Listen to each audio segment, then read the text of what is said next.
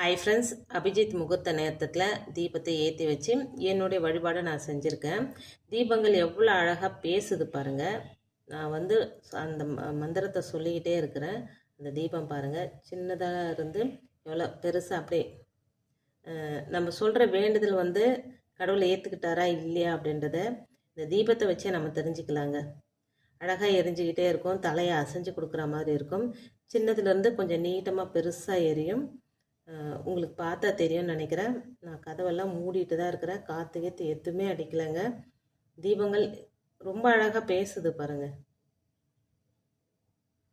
தலையை ஆட்டி ஆட்டியும் நம்ம சொல்கிறதுக்கு தலையை ஆட்டுற மாதிரியும் சின்னதுலேருந்து பெருசாக நான் கேட்டுட்டு தான் இருக்கிறேன் அப்படின்ற மாதிரி. பொதுவாகவே நம்ம தீபம் ஏற்றும் போது இதை நம்ம கவனிக்கலாம். ஒவ்வொரு தரமும் நம்ம கவனிக்கும் போது நமக்கு நல்லாவே புரியுங்க அந்த ஃபீலு. உங்களுக்கு எப்படி தோணுது அப்படின்னு கமெண்ட் பண்ணுங்கள்.